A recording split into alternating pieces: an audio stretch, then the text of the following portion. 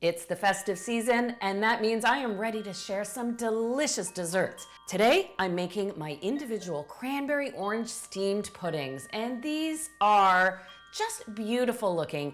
They look decadent, but they are actually somewhat virtuous. You make the entire recipe in one main bowl, and I'll start with all of my wet ingredients. First, a little bit of vegetable oil. And that can be a vegetable oil of your choosing, whatever you do prefer. You just want to make sure it's a neutral oil so that it doesn't have a lot of flavor. An olive oil would actually overwhelm the delicate taste of this recipe. I've got my granulated sugar, and I'm going to add 2 whole eggs and 1 egg white. So by using just an egg white, it does reduce the fat in the recipe just a little bit. I'm gonna have to separate this between my hands. Oh no, I'll just grab one of my other eggshells that I had here.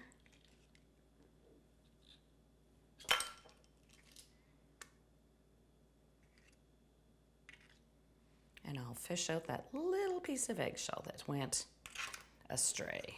Hey, it happens to everyone, right? A little bit of that eggshell in there. And in addition to that, I'll add a touch of vanilla.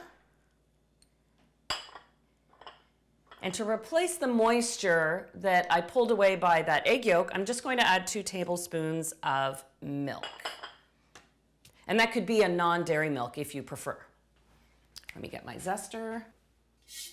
And the orange flavor comes from orange zest. So I don't actually add any orange juice to the recipe. I rely on the flavor, the oils in the zest of the orange. And to me, there's something about orange flavored desserts and in the holiday season that just go together beautifully, especially when paired with other flavors.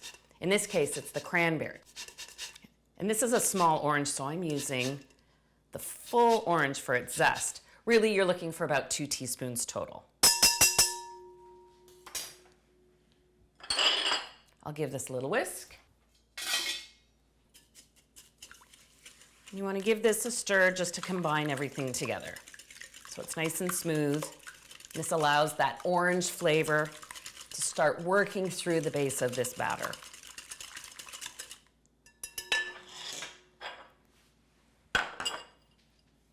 Now all I have to do is sift the dry ingredients right into the bowl. I've got my all-purpose flour. If you wanted to make a gluten-free option, substituting with your favorite gluten-free baking blend would work beautifully in a recipe like this. Steamed desserts adapt well to gluten-free baking. Now, talking about adapting recipes, if you need to remove baking powder from a recipe, or if you've simply run out of baking powder, for every 1 teaspoon of baking powder that you want to replace, you use half a teaspoon of cream of tartar and a 1/4 teaspoon of baking soda. I know it doesn't sound like a lot of baking soda, but the acidity in the cream of tartar is what activates it, and it fully replaces baking powder. I love learning new things. So in both go. And now we sift.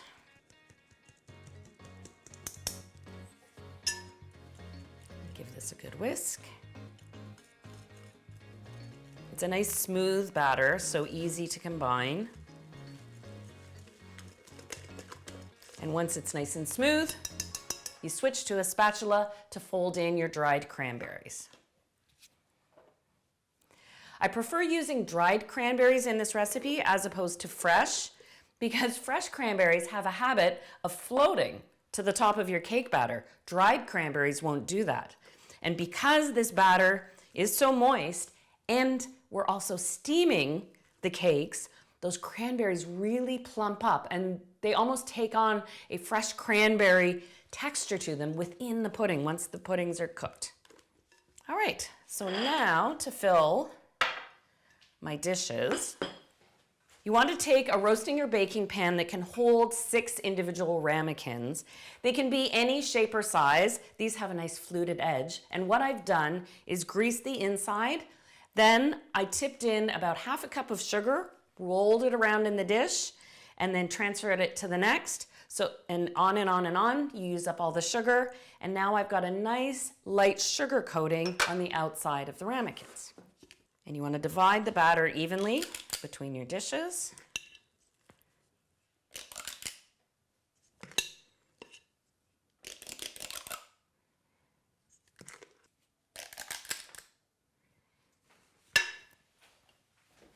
Now to steam these puddings, you need boiling water. And this is why you have the roasting pan. I've got hot water just off the boil and carefully pour it in. And you don't need to fill the pan to come right up to the top of the desserts, but just halfway, because we're going to cover the pan and it's the steam that actually cooks the puddings and keeps them nice and moist. There we go.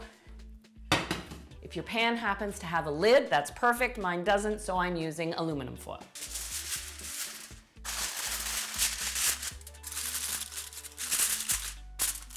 These go into a 350 oven and they take about 30 minutes to bake. Try and resist peaking until about the 20-minute mark to see how they're coming along. The good news is, if you're making these desserts for a dinner party, you can bake these ahead of time and then reheat them in the same water bath or even the microwave to bring back that moisture, because you want to serve these puddings nice and warm.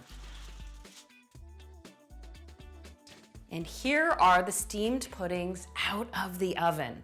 So what I do when they come out of the oven is you can let them cool for about 5 minutes, and then either using a dry tea towel, or if you happen to make preserves and have those tongs for lifting jars out of the water, those work brilliantly to get hot dishes out of a water bath. And then I let them cool for about 20 minutes before I want to serve them, because they're just so steamy hot you won't enjoy them fresh from the oven. So you can let them sit, and like I said, you can always microwave them individually. It depends on your microwave. It can be 10 to 15 seconds just to take the chill off. You can make these a day ahead. Or if you're going to rewarm them in the oven, put them back in the water bath, but at a lower temperature oven, 300 Fahrenheit, 150 Celsius. So when it's time to turn them out, and I'll just check, these are still warm, but cool enough that I can touch them. Because I did the oil and that little sugar layer on the outside, these should loosen up easily. Yes. And then tip it out onto your plate. Isn't that just the loveliest? So simple. You can see the cranberries in there. And what I like to do to keep it on the healthier side is a little sweetened vanilla yogurt. Adds a nice creaminess in place of a formal sauce on the plate.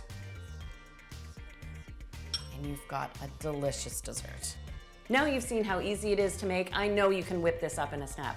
And don't feel you have to limit a recipe like this just to the holiday season. It's virtuous and delicious all year round. I thank you for joining me, and I'll see you again for another festive fun recipe.